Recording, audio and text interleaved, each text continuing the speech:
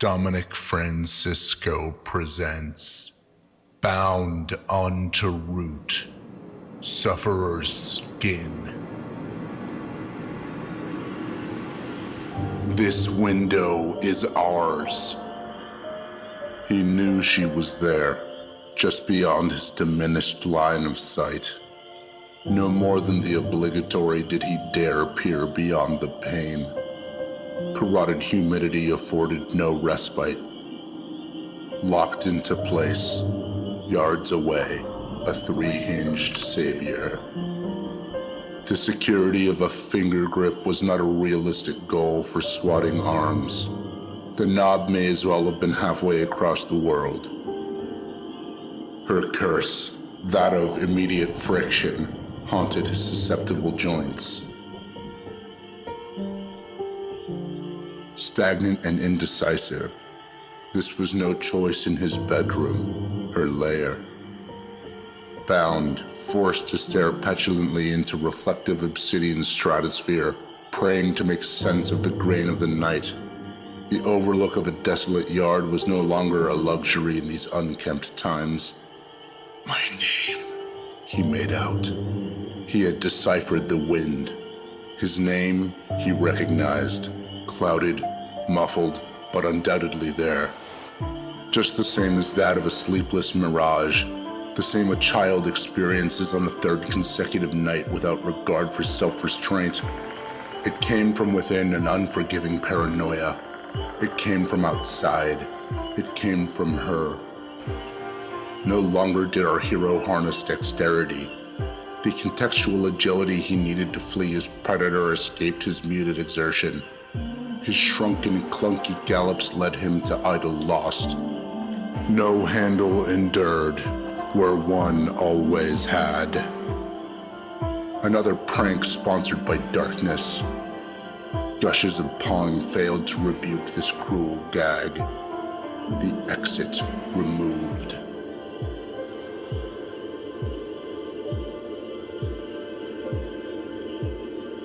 Him, four walls, a frame, the coarse lust of a voracious goddess. His name, again, from another wall. Maybe it was one of the several inside of him. With the internal blink of an eye, the pain was gone. The frigidness of the night rasped about in his naked larynx. She was here. It was no memory of another life, no delusion of an exhausted mind. She was here, fondling his interior. The siren had come to roost. The twist around bones was familiar footwork. She slithered the tango of deceit on the hardwood of her victim's innards. The dance partners felt the tightening of the foreign organs that encased her. Beggar's tragedy, another's triumph. The melding of bodies was a rewarding sensation for she. A bridge from an old life to a budding one. The fountain of youth. If only Cortez looked inside of his men. The holes slipped through congested arteries, a shimmy down and out of this feeding tube. Towards the palpations of the recently damned she strafed. Sleet tendrils gripped the fair ribbon of imbued ego. Death and influx. Fervor consumed the most sacred of symbols, a heart no more. The parasite was latched. The rind of a bygone torso ebbed formlessly. Her size grew and thinned in simultaneous retort, synthesis with her new casing. Two stood as one. Reincarnated. Reclaimed. Now came the true beginning. Whatever lay beyond the doorknob.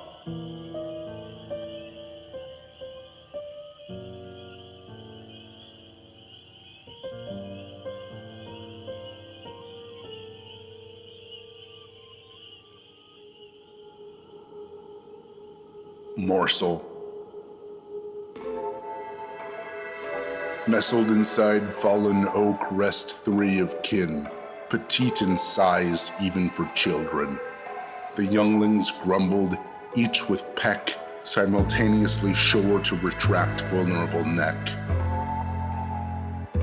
Alone at night, their mother gone, frosted glades below stood still as fawn. Perched as high as winters go, the children huddled toe to toe. Snowdrops passed during moon's set, blurring sightline of imminent threat. They thought they heard, they thought they saw, unassured, until a drop of jaw. Below, siblings look, the trio peered down the nook. At the trunk of their oak, on the foot of the root, was a fanged, star-gazing brute. Tight in path of view they shook, and soon were halfway closer to the crook. A flash of heat in the coldest of nights breathed glistening glee from pearly whites. Prodding their abode, the beast, black as coal, with his fat, crooked instruments, he stole one of the panicked children. He tore limb from limb, its flesh his tongue wore. Squawking, quaking, pleading for mom to come, had only cemented the youngling's fate as done. Adulthood never to arrive, a life lived entirely inside confines of a nest once sweet, covered now in remains of predator's treat. A hard-working mother, searching for food this night, returned to nest, no children in sight. The pangs of agony and anxious hoot were met by the dripping silence of the mute. A life, moments ago, with the purpose of provision, dismantled irreparably by mange and mirrored decision.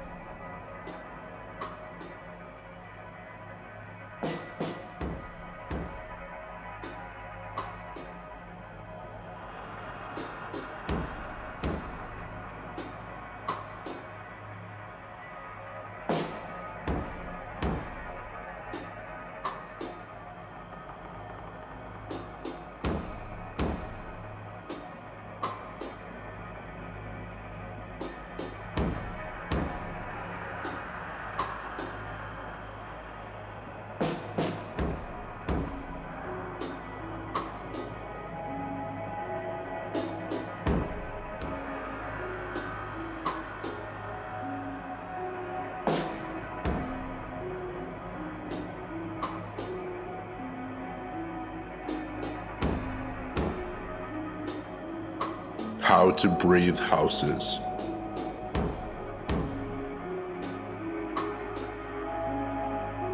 Jamie, the dreamer, forever in another county of thought, miles away, forever adrift at school, routinely sequestered in the vapor of fantasy. At least that's what teachers say, and mothers, and loved ones. The drone of complaints only thickened the lining of this languid detachment, the apathetic mind's careless cocoon. Squishy possibilities from depth unplunged drowned out any critique of this pastime, a pastime that could render which reality immediate. A. Invisible walks along the confines of the countryside, gleaning the thoughts of all. B. Swashbuckling on extraterrestrial domain. C. Scaling mountainous life equipped with limbs elastic. The answer you're looking for is D. No boundary couldn't be broken. None existed. Jamie, alone again, currently soaring around the bend of limitless clouded firmament. This evening's scene was backed by a sunset of cerulean gamboge and mauve. Below slept Jamie's town, nestled in bedding of condominiums, foliage, pavement, and the occasional stretch of exposed soil. Each landmark a familiar scene of an important event of Jamie's youth. Milestones of growing up now highlighted by this newfound perspective. Exalted memories merged as the flying thespian weaved between wood and concrete structures alike. The rush of glory seethed beyond Jamie's pulsating esophagus, a rose-tinted thyroid. A pass from an outside point of view mundane, but for this champion, alluring. Almost palpable. Dainty fingers must feel. A gentle caress of a rooftop is the prime ingredient of absolution. But maybe Jamie was this town's fantasy. Hands could not find solitude.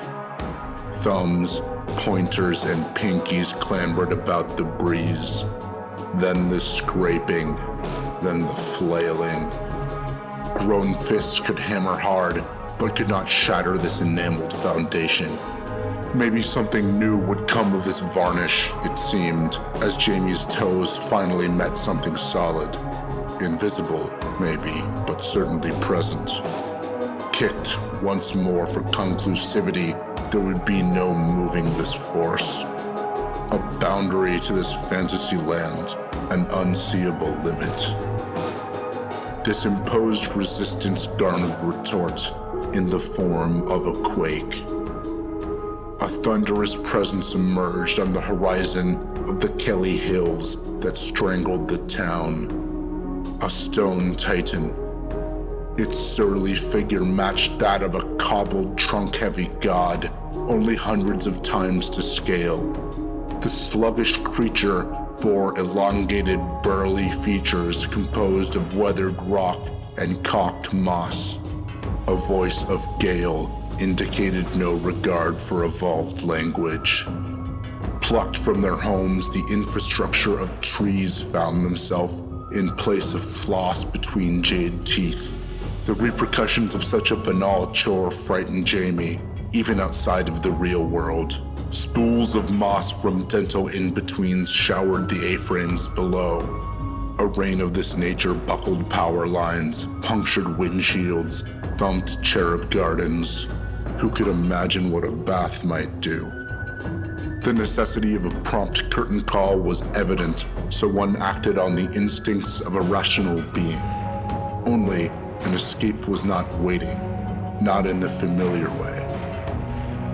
The shudder of knees and concentration of will did nothing to lift Jamie's feet skyward from this unfortunate scenario. Legs were proved to be useless tools with the limits of the invisible walls. Frenetic blockades at the limit of each street confirmed this town to be inescapable by sprint. Plan B had worn thin.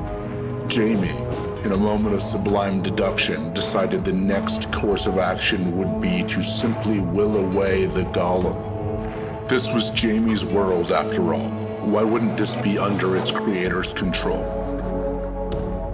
So began the closing of eyes. Ruminations swelled, slowly filling the pulsating tub of Jamie's mind. Drifting toward familiar warmth at uninterrupted pace, one could free themselves. Skin cells, blood flow, mirror. Props of a human being. Nail clippings licked every knuckle to be encountered. Lashes corkscrewed around sweat beads. The one decrypting the name Jamie was merely a spectator, as their physical signatures wandered all directions, save heartward. Such guttural osmosis exposed the neglected plaster inside of this body. Mutated framings, rebar, and decaying rafters had once housed memories of frolic and inane jubilance. Once, there had been a steadfast shelter protecting against the gray world of duty. Once, until this very moment.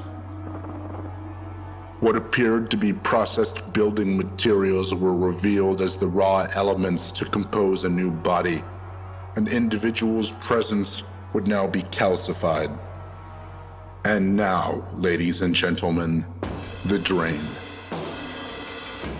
Matriculating down the drain was any memory of the bittersweet tulips of yesteryear, the stone ghoul, the mire. Jamie's exposed identity bent, its frames wilted and drowned in the nucleus of the void. Surrounding familiar facial features was the realization that this golem resembled a crude, bloated copy of this land's occupant. It was, for Jamie, an unkind reflection. A moment of ghast, and then the rinsing of menace. This barbarous fetish had disappeared when eyes awoke. Perhaps all was safe. Liberated lids reopened. Awake again, yet uncarried from origin. All around, no Titan was to be seen, an imperfect victory. Wind passed through Jamie's face. No ambient matter provoked senses. Jamie, the time capsule, was still. Static in the convict's core stood the truth that there was no slipping away from this cell. Frenzied appeal to a higher power Jamie did not believe in did nothing to denigrate Shackle. A new home in an old one. A place experienced, presently adorned with unforeseeable circumstance. The villain had been defeated, yet the hero lacked liberation.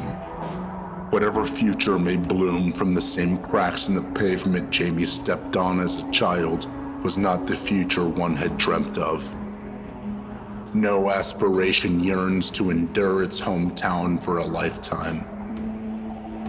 But what had always been Jamie's mother's, Jamie's neighbors, Jamie's peers, was inheritance all along. Jamie could not leave this place. Feasibly, there was no need to. Not now. The elements of a future of penthouses and untold experience crumbled beneath Jamie's growing feet.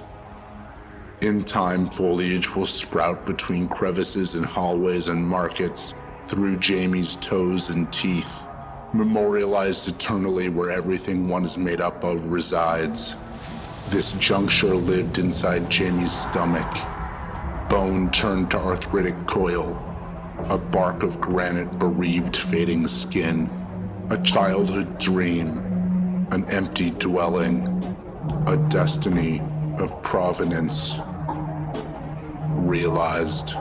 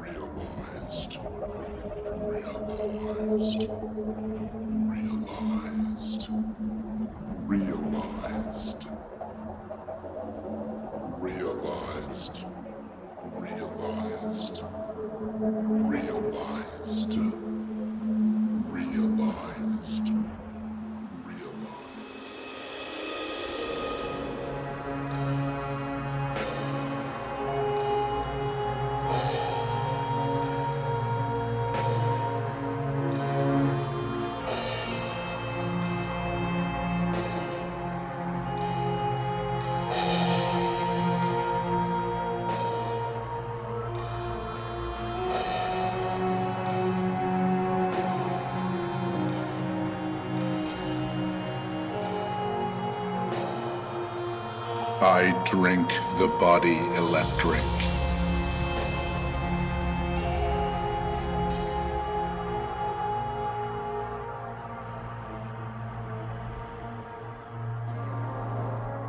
Volatile fiddles scratched discordant notes on the walls of her inner temple.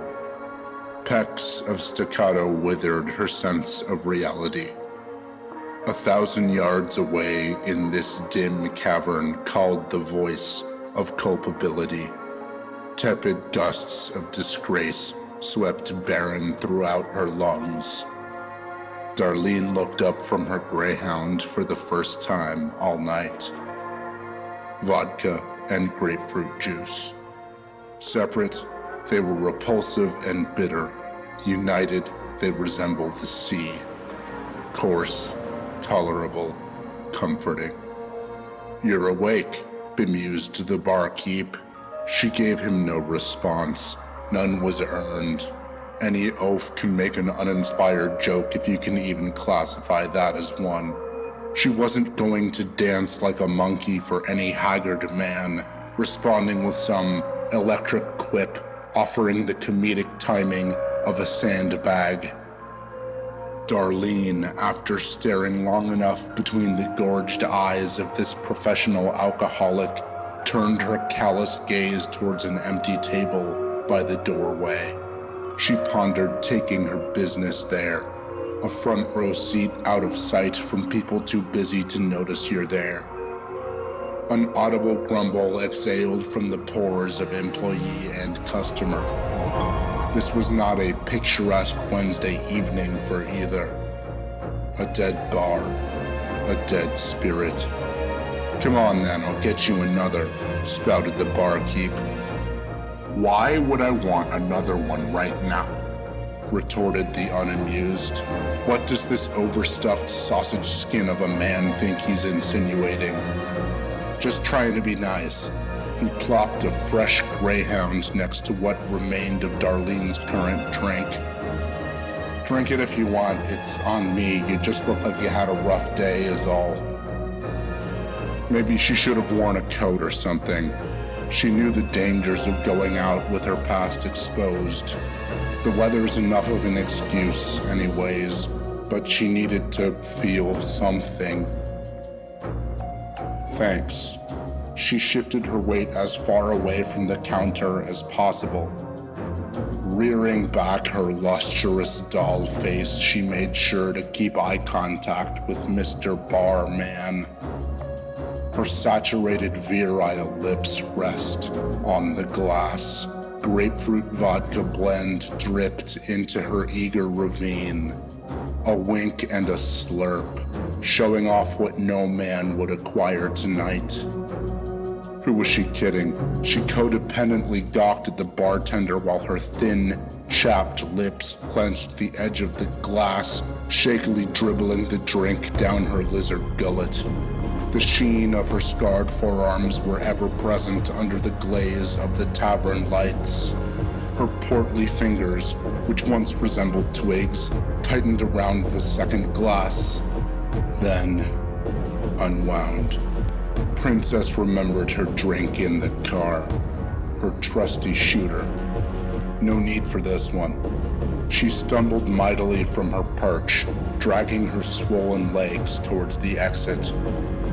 Her ears couldn't manage a reaction from the barkeep, but she assumed it was one of desolation, leaving his gift unwrapped. With great exertion, the stout woman plunged into the carmine exit-only door, sending it crashing with her full body weight into the outside wall. An exhalation of sloth. Blearing into the fogged abyss, the reel of memories began to churn. Sepia scenes danced in the fen. A wisp of shadow flickered from the outer limits of her vision. Oh, of course, the car. Let's not get caught up. Time to go. Left leg first, Darlene fell over herself into her vehicle. Now, head resting on the wheel, the coldness of the night tickled her skin. Goosebumps welled as she pulled the door shut. Into her right jean pocket, she found only the wrapper of a long-swallowed piece of gum. Her left pocket yielded menthols and change. The rear compartments hosted not a dime. Where were her keys? She needed the heater more than the car itself. Keys, not on the pattern-felt floor, not behind the passenger seat. Groaning harmoniously with the creaking of her opening car door, Darlene embraced the oppressive breeze of the night once again. Scanning proved no use. She would need to survey the pavement on foot. She lifted her knees only a handful of times before tender shine caught her eye.